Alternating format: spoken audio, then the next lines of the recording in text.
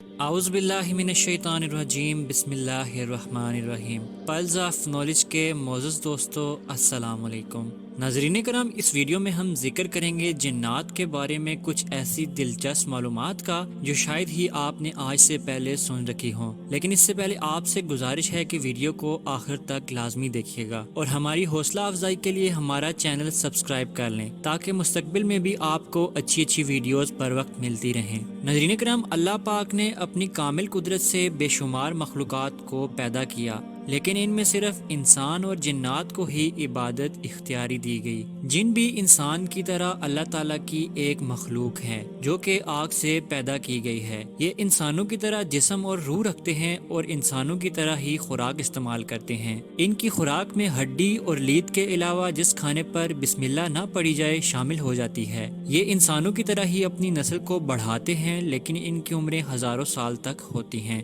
چونکہ جنات ہمیں نظر نہیں آتے، اس بنا پر بہت سے غلط عقائد سامنے آتے ہیں۔ کچھ سائنسی ذہن کے حضرات تو ان کے وجود کا سرے سے ہی انکار کر دیتے ہیں اور کچھ ان کو دیے گئے تصرفات سے منہ موڑ لیتے ہیں، اور کچھ اس حد تک آگے چلے جاتے ہیں کہ انہی کو سب کچھ مان لیتے ہیں۔ قرآن پاک میں اللہ پاک نے ارشاد فرمایا، اور یہ کہ آدمیوں میں کچھ مرد جنوں کے کچھ مردوں کی پناہ لیتے تھے تو اس سے اور بھی ان کا تکبر بڑھا۔ ناظرین کرام، دور جاہلیت میں عرب کے لوگ جب سفر کرتے اور کسی چیٹل میدان میں انہیں شام ہو جاتی تو وہ کہتے کہ ہم اس جگہ کے شریر جنات سے ان کے سردار کی پناہ چاہتے ہیں۔ اس طرح ان کی رات امن سے گزر جاتی۔ انسانوں کے اسی عمل کی طرف اشارہ کرتے ہوئے ان جنات نے اپنی قوم سے کہا کہ آدمیوں میں سے کچھ مرد جنوں کے کچھ مردوں کی پناہ لیتے تھے، اور جب جنات نے انسانوں کی یہ حالت دیکھی تو وہ سمجھے کہ واقعی ہم میں بہت قدرت ہے، کیونکہ مخلوق میں سب سے بہتر یعنی انسان بھی ہمارے حاجت مند ہیں۔ انسانوں کے اسی عمل کی وجہ سے جنات میں سرکشی بڑھ گئی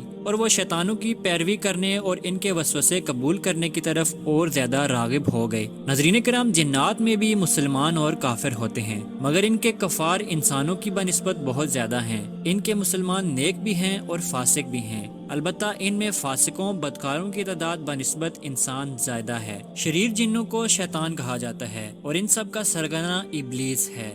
بعض کو یہ طاقت دی گئی ہے کہ جو شکل چاہیں بن جائیں۔ ان میں کسی کے پر بھی ہوتے ہیں اور وہ ہوا میں اڑتے پھرتے ہیں، اور بعض سانپوں اور کتوں کی شکل میں گشت لگاتے پھرتے ہیں، اور بعض انسانوں کی طرح رہتے سہتے ہیں، لیکن اکثر ان کی رہائش گاہ بیابان اور ویران جگہ ہوتی ہیں، جیسا کہ جنگل، پہاڑ اور ٹیلے وغیرہ۔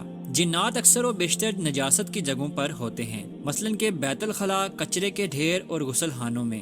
ناظرین کرام، کہا جاتا ہے کہ انسان کی تخلیق سے قبل دنیا میں جن آباد تھے، انہیں آگ سے تخلیق کیا گیا اور انہوں نے دنیا میں فتنہ و فساد برپا کر رکھا تھا۔ قرآن کریم میں حضرت سلیمان علیہ السلام کے متعلق بیان کیا گیا ہے کہ ان کی حکومت جنوں پر بھی تھی۔ قرآن پاک میں اس کا ذکر یوں ارشاد ہوتا ہے، اور شیطانوں میں سے جو اس کے لیے غوطہ لگاتے اور اس کے سوا اور کام کرتے اور ہم انہیں روکے ہوئے تھے۔ اللہ تعالیٰ نے کچھ جنات کو حضرت سلیمان علیہ السلام کے تابع کر دیا، جو ان کے لیے غوطے لگاتے اور دریا کی گہرائی میں داخل ہو کر سمندر کی تہہ سے آپ کے لیے جواہرات نکال کر لاتے، اور وہ اس کے علاوہ دوسرے کام جیسا کہ عجیب و غریب مصنوعات تیار کرنا، عمارتیں، محل، برتن، شیشے کی چیزیں، صابن وغیرہ بنانا بھی کرتے تھے۔ اللہ پاک کے حکم سے یہ جنات آپ علیہ السلام کے تابع تھے اور یہ سرکشی و فساد نہیں کرتے تھے۔ ناظرین کرام، حیران کن بات یہ ہے کہ جہاں انسان جنات سے ڈرتا ہے وہاں جنات بھی انسانوں سے ڈرتے ہیں۔ حضرت مجاہد رضی اللہ عنہ سے مروی ہے کہ جتنا تم انسانوں میں سے کوئی شیطان سے گھبراتا ہے، اس سے بھی زیادہ وہ تم سے گھبراتا ہے،